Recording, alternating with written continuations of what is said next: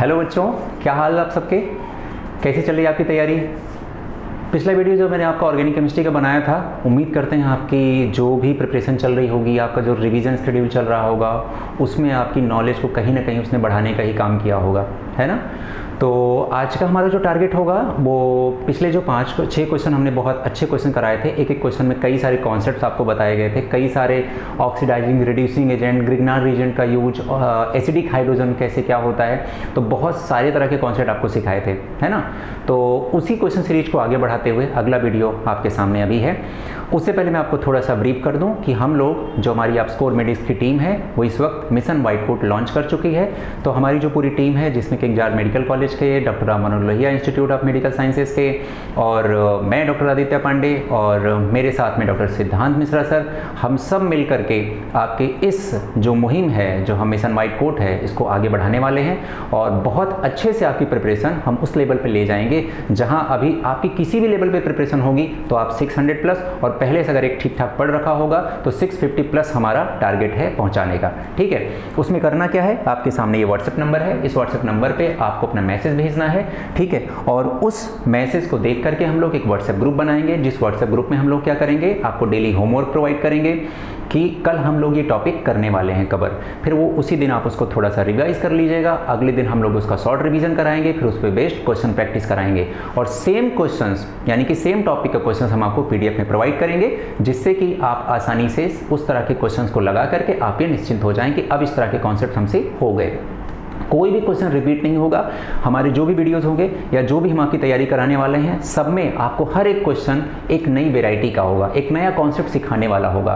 तो आपकी जो नीट 2022 की प्रिपरेशन है, जो कि 17 जुलाई को आपका एग्जाम है, उसमें आपकी नॉलेज को बढ़ाना, आपकी जो डर है, जो एंजाइटी है, डिप्रेशन है, परेशानी है, या रिवाइज ना कर पाने का डर है, नेगेटिव मार्किंग का डर है, या फिजिक्स में मार्क्स इंप्रूव ना कर पाने का डर है, बायोलॉजी में जो रटने वाला टॉपिक है या कॉन्सेप्चुअल टॉपिक है उनमें जो डर है, ऑर्गेनिक केमिस्ट्री में जो चेन रिएक्शंस हैं उसमें जो प्रॉब्लम है, जो बच्चे बोलते हैं ऑर्गेनिक केमिस्ट्री हमारे लिए बहुत ज़्यादा रटने वाला टॉपिक है या एक्सेप्शन से भरा हुआ टॉपिक है, वो जो प्रॉब्लम है, इन सारे प्रॉब्लम का सॉल्यूशन आपके सामने आने वाला है। ठीक है, तो बस जुड़ जाइए, है ना, इस मुहिम के साथ। अपने बाकी दोस्तों को भी बताइए जम करके, है ना। एक बड़ा ग्रुप बनाएंगे हम लोग और सब लोग एक साथ सिलेक्शन लेंगे। ठीक है, तो चलिए आज पेन और पेपर उठा लीजिए। मिशन व्हाइट कोट को बढ़ाते हुए हमारा दूसरा वीडियो ऑर्गेनिक केमिस्ट्री का आज का ये रहा, है ना। तो अब ऑर्गेनिक केमिस्ट्री के हम लोग जो मोस्ट इंपॉर्टेंट क्वेश्चंस हैं वो इस वक्त कवर कर रहे हैं। मैं डॉक्टर आदित्य पांडे, आपका केमिस्ट्री मेंटोर, है ना। चलिए, अब यहाँ पे अगला क्वेश्चन हमारे सामने ये है, among the given compounds the correct order of the decreasing reactivity towards the electrophilic aromatic substitution. तो बेटा सबसे पहले इसके थोड़े से बेसिक्स हम समझ लें कि जो हमारा एरोमेटिक सब्स्टिट्यूशन होता है ये किसका कैरेक्टरिस्टिक है। ये कैरेक्टरिस्टिक्स है किसका, बेंजीन का और उसके डेरिवेटिव्स का, है ना। बेंजीन और बेंजीन के डेरिवेटिव्स का। डेरिवेटिव्स मतलब आप समझ सकते हैं, बेंजीन में कोई भी फंक्शनल ग्रुप लगा दीजिए तो बेंजीन का डेरिवेटिव्स ही कहलाएगा। ठीक है, अब इसमें होता क्या है कि इसमें जो हमारा रिएक्शन इंटरमीडिएट होता है वो आपको बहुत ज़्यादा इंपॉर्टेंट है, याद रखना। सिग्मा कॉम्प्लेक्स बोलते हैं जिसे हम क्या बोलते हैं, सिग्मा कॉम्प्लेक्स बोलते हैं, या साइक्लिक एरेनियम आयन भी हम इसको नाम दे सकते हैं। ठीक है, तो ये हो गया। दूसरा, इसमें जो रिएक्टिविटी होती है, रिएक्टिविटी जो होती है ना, टुवर्ड्स इलेक्ट्रोफिलिक सब्स्टिट्यूशन रिएक्शन, वो होती है directly proportional to plus M plus H and plus I group. ठीक है, ये होती है। अब प्लस MHI या माइनस MHI वाले ग्रुप कौन से होते हैं, इसमें मैं प्लस M वाले ग्रुप बता दूं आपको। जो प्लस M ग्रुप होते हैं बेटा, इनको हम लोग ऑर्थो या पैरा डायरेक्टिंग ग्रुप बोलते हैं, है ना। ठीक है, ये या फिर इसे हम एक्टिवेटिंग ग्रुप भी बोलते हैं। क्या बोलेंगे, एक्टिवेटिंग ग्रुप या एक्टिवेटर ग्रुप बोलेंगे। ठीक है, ये बेंजीन रिंग में किसी अपकमिंग इलेक्ट्रोफाइल का जो सब्स्टिट्यूशन है वो ये आसान कर देते हैं, क्योंकि ये वाले जितने भी ग्रुप में लिखने जा रहा हूँ इसके बाद, ये सब क्या करते हैं, ortho and para position of benzene पर, है ना, या जब बेंजीन में कोई ग्रुप जुड़ जाए तो उसके ऑर्थो एंड पैरा पोजीशन पर इलेक्ट्रॉन की डेंसिटी बढ़ा देते हैं। जब इलेक्ट्रॉन की डेंसिटी बढ़ जाएगी तो एक भूखे प्यासे इलेक्ट्रोफाइल, जिसका कि नेचर है इलेक्ट्रॉन से प्यार करना, यानी कि इलेक्ट्रॉन की खोज करना, तो उसे क्या चाहिए, इलेक्ट्रॉन चाहिए। है ना। तो वो क्या करेगा, ऑर्थो एंड पैरा पोजीशन पर, चूंकि इन्होंने इलेक्ट्रॉन की डेंसिटी बढ़ा दी है तो आने वाला इलेक्ट्रोफाइल ऑर्थो एंड पैरा पर आकर के सब्स्टिट्यूट हो जाएगा। इस तरह से ये इलेक्ट्रोफिलिक सब्स्टिट्यूशन रिएक्शन की जो रिएक्टिविटी है उसको इनहैंस करने की, उसको बढ़ाने की कोशिश करते हैं। आइए इन ग्रुप को जरा पहचानें और उनकी ऑर्डर भी उनका हम याद कर लें तो बेहतर होगा।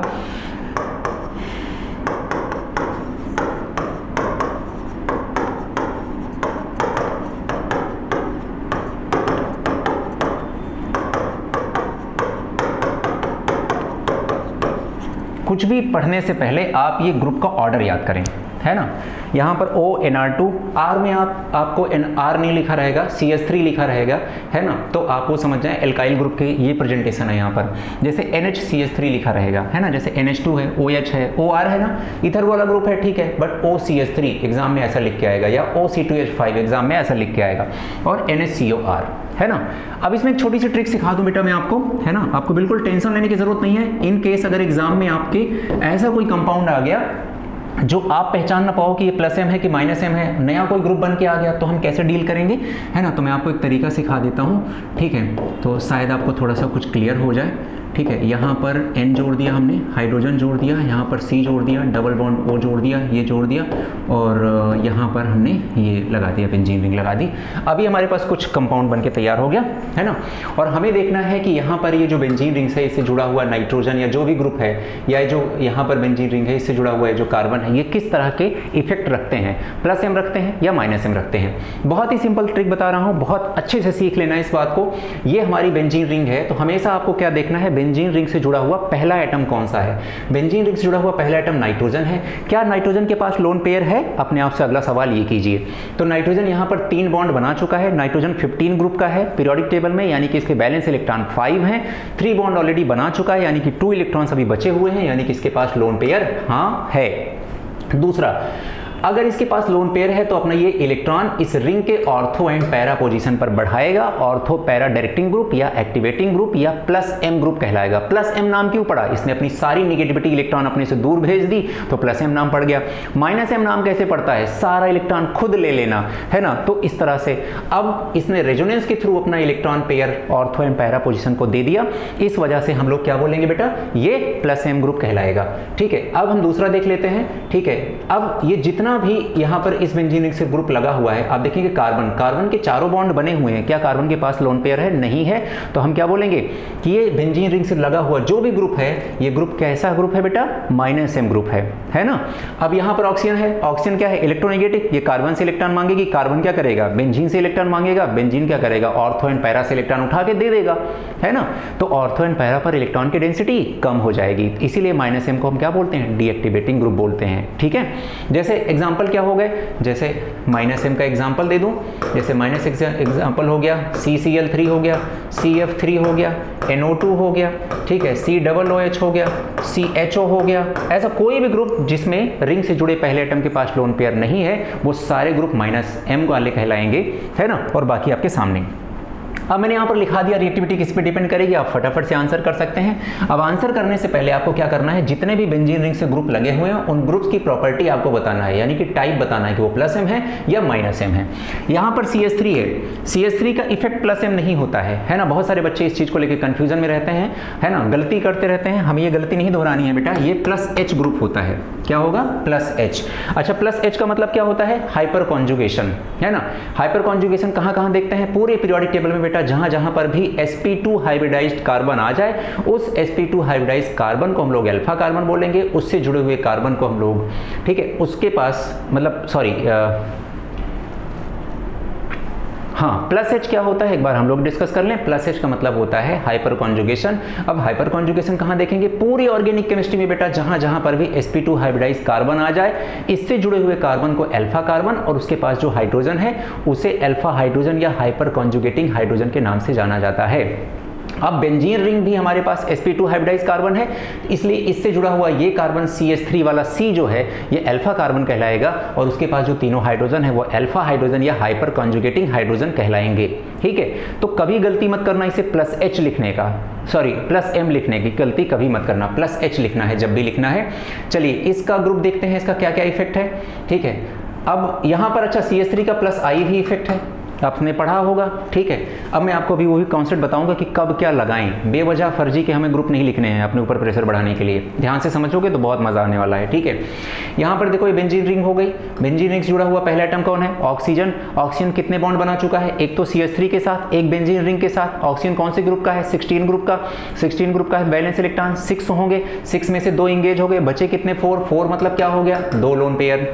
रिंग से जुड़े हुए पहले एटम के पास लोन पेयर, जी हाँ है, तो ये क्या करेगा? अपना लोन पेयर बेंजीन रिंग को प्रोवाइड करेगा। कौन सी पोजीशन पे? ऑर्थो एंड पैरा पोजीशन पे। कैसा ग्रुप कहलाएगा? +M ग्रुप कहलाएगा। यानी कि +M ग्रुप अपकमिंग इलेक्ट्रोफाइल को सब्स्टिट्यूट कराने में मदद करेगा, एक्टिवेट करेगा, इसलिए एक्टिवेटिंग ग्रुप कहलाएगा। चलिए CF3 में अब आप देखेंगे कार्बन के पास लोन पेयर नहीं है, तो ये क्या करेगा? इलेक्ट्रॉन को विड्रॉ कराने की कोशिश करेगा, क्योंकि वो किससे जुड़ा है? सबसे खतरनाक दुनिया का इलेक्ट्रोनेगेटिव एलिमेंट जो है हमारे पास, फ्लोरीन। तो ये जब विड्रॉ कराएगा तो हमें पता चल गया कैसा ग्रुप है? -M ग्रुप है। और इसके पास तो ना कोई लेने वाला ना कोई देने वाला। अगर आपके पास किसी भी ऐसा कोई ग्रुप दिया गया है जिसमें M भी लग रहा हो, H भी लग रहा हो, I भी लग रहा हो, यानी कि मीजोमेरिक, हाइपर कॉन्जुगेशन, इंडक्टिव तीनों लग रहा हो, तो आप हमेशा इस ऑर्डर को याद रखें कि सबसे पहले आपको लगाना है मीजोमेरिक, देन लगाना है हाइपर कॉन्जुगेशन और देन लगाना है इंडक्टिव इफेक्ट। ओके, ठीक है। अगर मीजोमेरिक काम कर रहा है तो हाइपर कॉन्जुगेशन, इंडक्टिव के बारे में बात ना करें। अगर हाइपर कॉन्जुगेशन काम कर रहा है तो इंडक्टिव के बारे में बात ना करें। और M और H दोनों काम नहीं कर रहे हैं, तब आप उस क्वेश्चन को इंडक्टिव इफेक्ट से सॉल्व करने की कोशिश करें।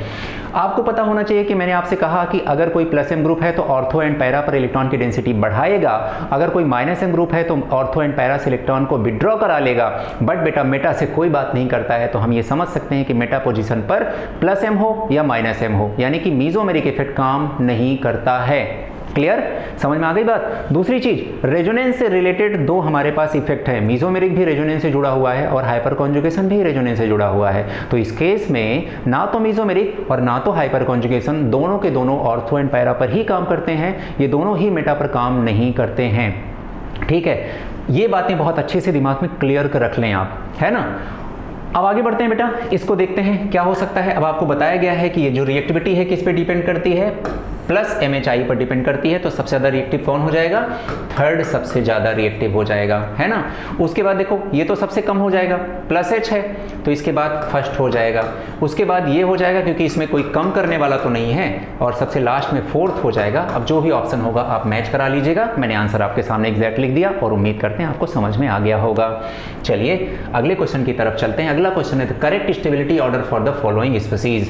पहली बात आप ये समझ लें कि जब भी ऐसा क्वेश्चन आपके सामने आए, आप कभी भी स्टेबिलिटी बताने की कोशिश ना करें। क्यों ना करें? बड़ा कंफ्यूजन हो जाएगा और क्वेश्चन गलत हो जाएगा, और आप साल भर यही करते आए हैं। मैं आपको बहुत सिंपल से ट्रिक बता रहा हूं। कोई भी क्वेश्चन सॉल्व करते समय आप सबसे पहले उस क्वेश्चन को गवर्न करने वाले सारे फैक्टर्स लिख लीजिए और वो फैक्टर्स के बिहाफ पे आप सब चीजें बता दीजिए। अब दूसरी बात, इसमें दिया गया है कि ये सब के सब क्या है? सबके ऊपर देखिए क्या लिखा है, C के ऊपर पॉजिटिव, C के ऊपर पॉजिटिव, यानी कि सब के सब क्या है? Carb cation. Stability of ion की बात अगर हम कर लें, बहुत सिंपल सा फंडा मैं आपको बता रहा हूं। स्टेबिलिटी ऑफ आयन का मतलब ये हुआ कि उस आयन को स्टेबलाइज करना है ना। तो आप बिल्कुल सिंपल सी बात समझें बेटा, किसी भी तरह का चार्ज आपको अनस्टेबल करता है। आपने सोचा बहुत पॉजिटिव है ना, ये करना है वो करना है, अच्छा सोचा, तब भी रात भर करवट बदलते रहोगे। और अगर आपने बहुत नेगेटिव सोचा कि कल सुबह उठेंगे ये इलाका धुआं कर देंगे, है ना, बर्बाद कर देंगे, नेगेटिव सोचोगे, तब वो नेगेटिव चार्ज आप पे है, तब भी आप अनस्टेबल रहोगे। तो स्टेबिलिटी ऑफ आयन का मतलब क्या होता है? अमाउंट या मैग्नीट्यूड ऑफ चार्ज को कम कर देना, यही है स्टेबिलिटी का रीजन। अब मान लीजिए किसी के ऊपर पॉजिटिव चार्ज लगा है, यानी कि कार्ब कैटायन है ना, या कोई भी और पॉजिटिव चार्ज वाला आयन है, जरूरी नहीं है कार्ब कैटायन ही हो, तो उसे स्टेबलाइज कैसे करोगे? पॉजिटिव चार्ज को कम करके। कैसे कम किया जा सकता है? उसके साथ अगर +MHI वाले ग्रुप लग जाएं, तो +MHI वाले ग्रुप क्या करेंगे? +MHI वाले इलेक्ट्रॉन को अपने से दूर भेजेंगे, और दूर भेजेंगे तो उस पॉजिटिव चार्ज को इलेक्ट्रॉन मिलेंगे, पॉजिटिव और नेगेटिव मिलकर न्यूट्रलाइज हो जाएंगे, और इस तरह से उसका चार्ज का अमाउंट कम हो गया। अब मान लो कि कोई ऐसा कंपाउंड है जिसके ऊपर नेगेटिव चार्ज लगा हो, तो नेगेटिव चार्ज को कम करना ही तो उस आयन की स्टेबिलिटी को बढ़ाना हुआ बेटा, कोई अलग चीज थोड़ी ना हुआ। अब नेगेटिव चार्ज को कम कैसे करेंगे? अरे उसको -MHI के साथ जोड़ दो। -MHI क्या करेंगे? उसके इलेक्ट्रॉन को खींच लेंगे, तो वहां से नेगेटिव चार्ज की डेंसिटी कम हो जाएगी, मैग्नीट्यूड कम हो जाएगा, और स्टेबिलिटी ऑफ दैट आयन बढ़ जाएगी। तो हमने क्या सीखा? और सॉल्व करो ना यार, और आसान करो कि मजा ही आ जाए बिल्कुल। अब क्या करने वाले हम लोग? आप एक रूल याद रखो, सेम मतलब जैसा चार्ज चार्ज वैसा इफेक्ट, अगर पॉजिटिव चार्ज लगा है तो प्लस MHI उसकी स्टेबिलिटी बढ़ाएंगे, और अगर नेगेटिव चार्ज लगा है तो माइनस MHI वाले इसकी स्टेबिलिटी बढ़ाएंगे। सेम सेम बोलते ही टेंशन भी खत्म हो गई। अब क्या दिक्कत है? कुछ नहीं।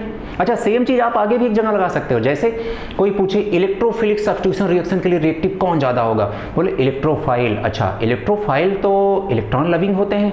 इलेक्ट्रॉन लविंग क्यों होते हैं? क्योंकि इलेक्ट्रॉन की कमी है। इलेक्ट्रॉन को कमी को केमिस्ट्री में कैसे दिखाते हैं? पॉजिटिव चार्ज लगा के। ओह, पॉजिटिव चार्ज, तब तो पक्का है प्लस वाले जितने इफेक्ट हैं वही इसकी रिएक्टिविटी बढ़ाएंगे। लो, खत्म हो गया। फिर कोई पूछे न्यूक्लियोफिलिक सब्स्टिट्यूशन रिएक्शन की रिएक्टिविटी कौन बढ़ाएगा, तो बोले न्यूक्लियोफाइल। अच्छा, नेगेटिव चार्ज वाले, उन्हीं को तो न्यूक्लियोफाइल बोलते हो ना। हाँ ठीक है, तो न्यूक्लियोफिलिक सब्स्टिट्यूशन रिएक्शन रिएक्टिविटी कौन बढ़ाएंगे? जो माइनस वाले ग्रुप है। माइनस वाले ग्रुप मतलब minus MHI, that's it, final है ना। तो सेम सेम बोल करके आप कितने सारे क्वेश्चन सॉल्व कर सकते हो। अब आपका electrophilic substitution, electrophilic addition, nucleophilic substitution, nucleophilic addition, कितनी सारी रिएक्शन सॉल्व हो गई, और साथ में कार्बन कैटायन कार्बन आयन की स्टेबिलिटी वाला भी फंडा सॉल्व हो गया। ठीक है, कुछ आया समझ में, है ना। और अगर ना आया हो तो बता देना भाई, अलग से कोई छोटी सी क्लास रख करके बढ़िया से समझा देंगे। अभी तो रिवीजन क्लास के अकॉर्डिंग आपको फंडों पर ही लेके चल रहे हैं, है ना। कभी पढ़ने का मन हो ऑर्गेनिक केमिस्ट्री का तो आ जाना, साथ में डिस्कस करेंगे जम के, मैकेनिज्म के साथ बात करेंगे, है ना। देखते हैं फिर अपन को कौन पीछे छोड़ता आता है ना।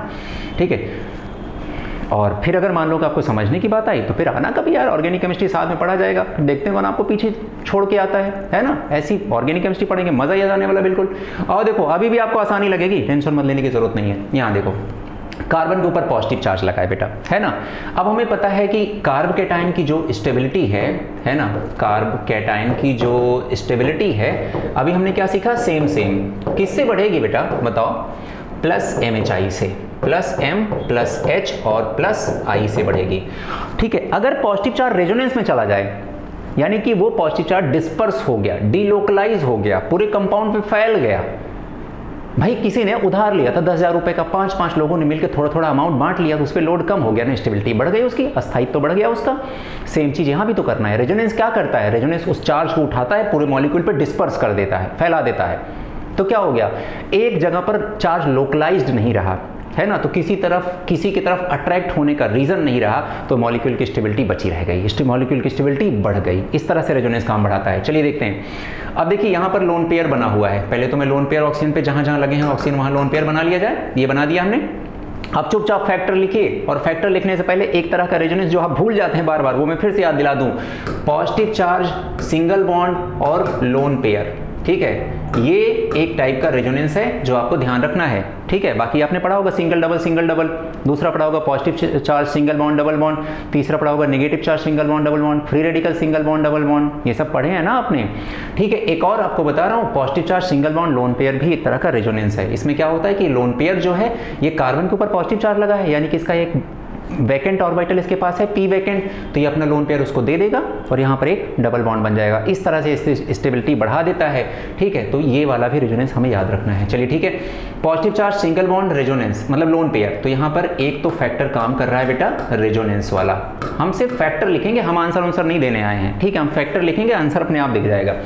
दूसरा, ये कार्बन के ऊपर पॉजिटिव चार्ज लगा है, तो इससे ये कार्बन जुड़ा है, इससे ये कार्बन जुड़ा है, इसके पास 3 हाइड्रोजन है, इसके पास 3 हाइड्रोजन है। अभी मैंने आपको सिखाया कि दुनिया में मतलब ऑर्गेनिक केमिस्ट्री में जितने भी sp2 हाइब्रिडाइज कार्बन होते हैं, उनके बगल वाला कार्बन अल्फा कार्बन, उनके पास जो हाइड्रोजन है वो अल्फा हाइड्रोजन, यानी कि हाइपर कॉन्जुगेटिंग हाइड्रोजन।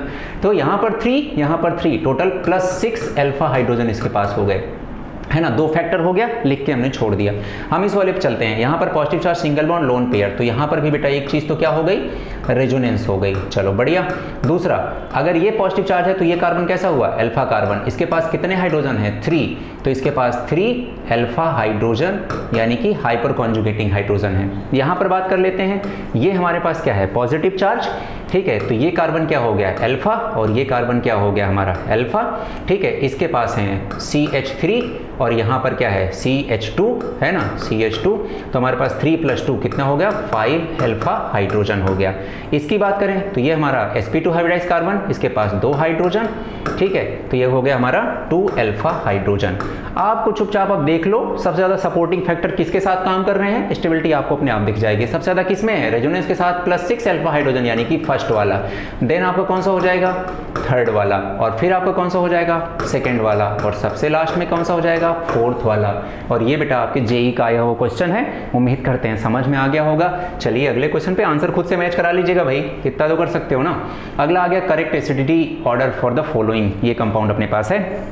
तो बच्चा मेरे बाबू सोना जो भी हो आप, है ना, इस बात को समझो कि इस क्वेश्चन को सॉल्व करने के लिए आपको सबसे पहले ओवरऑल एसिडिक स्ट्रेंथ का ऑर्डर याद होना चाहिए, ठीक है। जैसे picric acid, sulphonic acid, formic acid, benzoic acid, acetic acid. अरे मैं बोल रहा हूँ तुम्हें समझ में भी आ रहा है कि नहीं बाबा, ठीक है, लिखना पड़ेगा क्या, ठीक है। अरे मैं आपको पीडीएफ में या नीचे नोट्स में लिख के भेज दूंगा, मैं कुछ फाइल वगैरह लिंक कर दूंगा, तुम टेंशन मत लो, अकेले नहीं हो तुम, है ना। तो हमने बोला कि भाई सबसे पहले एसिड आएगा, और एसिड के बाद फिर क्या आएगा, H2CO3 आएगा, और H2CO3 के बाद क्या आएगा, फिनॉल आएगा, वाटर आएगा, एल्कोहल आएगी, ट्रिपल बॉन्ड आएगा, अमोनिया आएगी, एल्कीन आएगी, यही सब तो आएगा। तुम्हें लग रहा है कि सर तो रट के बैठे हैं, हम तो परेशान हो रहे हैं। ऐसा नहीं है भाई, हम भी तुम्हारी तरह हैं, है ना, बड़ी मेहनत से यहाँ तक पहुँचे हैं, ठीक है। तो तुम भी ये मेहनत का ही रास्ता है, कोई जादू वगैरह नहीं है ना। प्रोसेस को फॉलो करो, आगे बढ़ना है तो। भाई देखो मैंने आपसे कहा कि कार्बोक्सिलिक एसिड ज़्यादा एसिडिक होते हैं और फिनॉल कम एसिडिक होते हैं, ठीक है, समझ में आ गया। एसिडिक स्ट्रेंथ का मतलब क्या होता है भाई, ये बताओ। एसिडिक स्ट्रेंथ का मतलब होता है जो H+ प्रोवाइड कर दे। अच्छा, जब H+ निकल जाएगा तो जो पार्ट बचेगा, कोई भी जो पार्ट बचेगा, उसके ऊपर चार्ज कैसा लगेगा भाई, निगेटिव चार्ज लगेगा ना। और निगेटिव चार्ज की स्टेबिलिटी जितनी ज़्यादा, H+ के निकलने के चांसेस भी उतने ज़्यादा। इसका मतलब क्या हुआ, निगेटिव चार्ज को स्टेबलाइज कौन कर रहा है, कौन कर पाएगा, अभी तो मैंने सिखाया, सेम निगेटिव चार्ज को -MHI वाले इफेक्ट जितने भी हैं वो स्टेबलाइज करेंगे। इसीलिए एसिडिक स्ट्रेंथ को बढ़ाने वाले भी फैक्टर वही हैं। तो acidic strength directly proportional to क्या हो जाएगा, -MHI ग्रुप हो जाएगा। -MHI का मतलब समझ आ रहा है, mesomeric hyper conjugation and inductive effect, okay. तो भाई इन दोनों के पास COOH है, वेरी गुड, बहुत बढ़िया।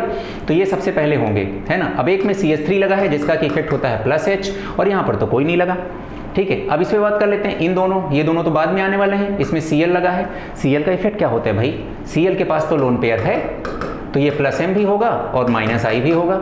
लेकिन इसमें हेलोजन के केस में डोमिनेटिंग फैक्टर कौन सा होता है, -I डोमिनेटिंग होगा, ठीक है।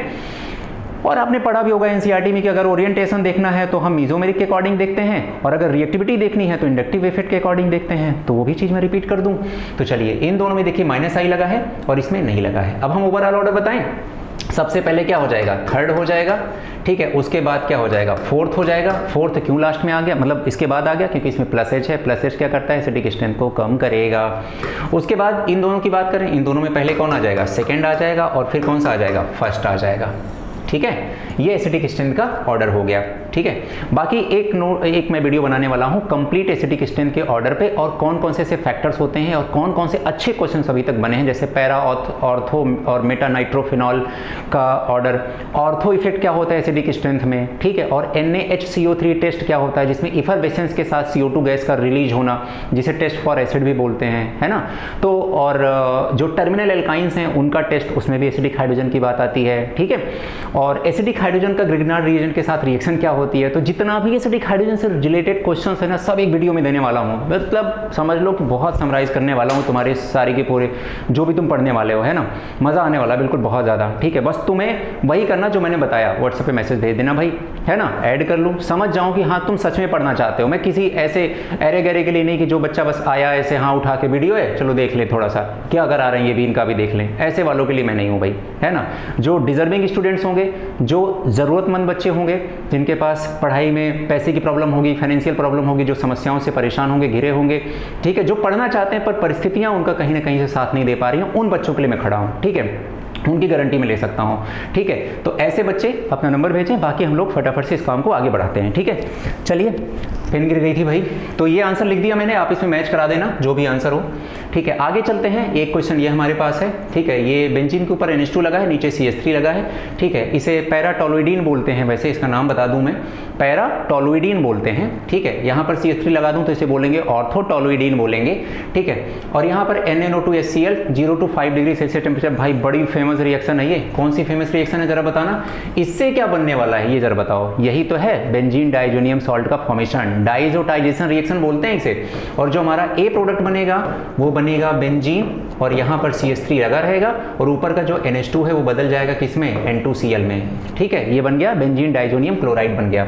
अब यहाँ पर अगर हम CuCN ले लेंगे, है ना, या इन प्रेजेंस ऑफ KCN, तो ये जो KCN का CN है ये क्या करेगा, इस पूरे के पूरे ग्रुप को हटा करके वहां पर खुद आ जाएगा और वो N2 गैस वहां से रिलीज हो जाएगी। तो हमारा जो प्रोडक्ट बनेगा वो बनेगा CH3 इधर और ऊपर लग जाएगा CN।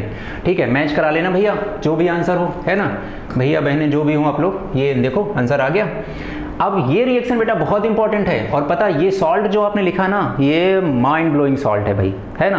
आपको इसमें आयोडीन जोड़ना है, KI ले लो, आयोडीन जुड़ गया। ठीक है, वाटर ले लो आपने, OH लग गया, H3PO2 ले लिया, रिड्यूसिंग एजेंट है, हाइड्रोजन जोड़ेगा, N2Cl को हटा के हाइड्रोजन लगा देगा, है ना। तो बड़ी अच्छी रिएक्शन है। ठीक है, बेंजीन डाइजोनियम सॉल्ट की, वो आप आगे मैं और भी रिएक्शन क्वेश्चंस कराऊंगा, परेशान मत होना। अगले क्वेश्चन पे चलते हैं। बेंजामाइड, बेंजामाइड क्या होता है भाई, बेंजीन लगा दो यार, अमाइड लगा दो एक, हाँ यही है बेंजामाइड, और क्या, डरने की बात थोड़ी ना है। Undergoes Hopman bromide reaction. अच्छा, हाफमैन ब्रोमाइड क्या होता है, Br2 in presence of KOH। ये एक चेन डिग्रेडेशन रिएक्शन है। चेन डिग्रेडेशन मतलब नंबर ऑफ कार्बन को छोटा करने की टेक्निक है। और इसमें क्या करते हैं हम लोग, ये CO यहाँ से निकल जाएगा तो बनेगा क्या भाई, यहाँ पर बन जाएगा हमारा एनिलीन। ठीक है, जो कि एक प्राइमरी अमाइन है। तो कह रहा है कि गिव्स A, तो हाँ भाई A बन गया। और कुछ, विच reacts with the chloroform and KOH। ओ हो, ठीक है, बढ़िया, समझ में आ गया। क्लोरोफॉर्म क्या है, ये है, और प्लस क्या ले लिया हमने, KOH ले लिया। कौन सी रिएक्शन बाबू ये, अभी तो कुछ बताया था आपको, याद आ रहा है कुछ, कार्बेलामाइन रिएक्शन भाई, या आइसोसाइनाइड टेस्ट है जिसमें फाउल ऑर्डर, बैड ऑर्डर, या जो आपको बताया था पंजेंट स्मेल टाइप की समथिंग ऐसा कुछ बनने का ना, वो क्या था, आइसोसाइनाइड या कार्बेलामाइन टेस्ट था ना। तो अब यहाँ पर क्या बनने वाला बाबू, ये देखो हमने बनाया।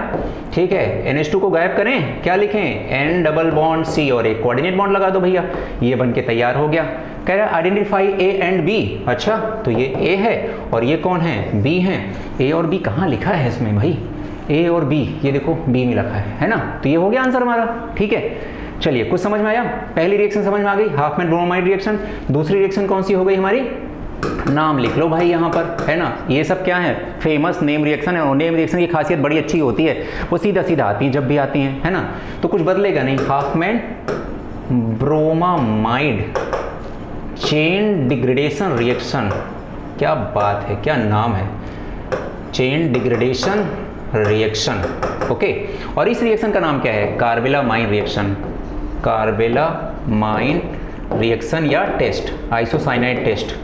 ठीक है, तो आप देख रहे हो कैसे दोनों रिएक्शन एक दूसरे से इंटरकनेक्टेड हैं, वो इसका बेहतर एग्जांपल आपके सामने था। और इसकी स्मेल मैंने आपको बताई कि कैसी हो जाएगी, फॉल स्मेल हो जाएगी या फॉल ऑर्डर, जो भी लिखा हो। ठीक है, और ये भैया हमारे फर्स्ट अटेम्प्ट के सिलेक्शन हैं, है ना। 676 मार्क्स हमारे विकास भैया के आए हुए हैं। तो आप समझ सकते हो कि हम आपकी तैयारी को किस लेवल तक पहुंचा सकते हैं लास्ट मोमेंट पर जुड़ करके। और हमारी ये टीम मेडिक्स है। ठीक है, हमारी जो आप स्कोर मेडिक्स टीम है, डॉक्टर प्रद्युम्न शुक्ला यहाँ पर राममनोहर लोहिया से, डॉक्टर आशीष पांडे राममनोहर लोहिया से, डॉक्टर अंकित गुप्ता राममनोहर लोहिया से, डॉक्टर पुष्पेश मिश्रा राममनोहर लोहिया से। ठीक है, इसके बाद इसमें डॉक्टर प्रदीप की फोटो नहीं है जो कि KGMC से हैं। ठीक है, मैं यहाँ पर हाँ चलो ठीक है, मुझे तो जानते हो गए यार, है ना। ये अपने सिद्धांत सर हैं और ये गरिमा मैम है। ठीक है, तो इस तरह से आप जल्दी से जल्दी इस चैनल को सब्सक्राइब कर लें ताकि आपको ऐसे ही आने वाले दिनों में बेहतर से बेहतर वीडियो मिले। जम के तैयारी करेंगे भाई, इस बार सिलेक्शन लेना है ना। और किसी को प्रॉब्लम आ रही हो, कोई डर वगैरह लग रहा हो ना, तो भाई बता देना। मोटिवेशनल वीडियोस देखने मत जाना। ठीक है, मोटिवेशनल वीडियो थोड़ी देर मोटिवेट करते हैं, उसके बाद ना भयंकर एंजाइटी होती है यार, करने का तरीका तो बताया नहीं, पूरी वीडियो बोलते रहे करो करो करो, क्या करो ये तो बोला ही नहीं, है ना। तो परेशान मत होना, आओ जुड़ो साथ में, है ना, मज़ा आएगा। ठीक है, जम के करेंगे तैयारी, लेंगे 650 प्लस मार्क्स, अपनी सीट एकदम करेंगे रिजर्व इस बार नीट में। ठीक है, चलिए फिर ठीक है, बाय बाय, मिलते हैं छोटे से ब्रेक के बाद अगले वीडियो में। ओके, तब तक अपना ख्याल रखिए और खुश रहिए, चेहरे पे मुस्कान। Okay, bye bye.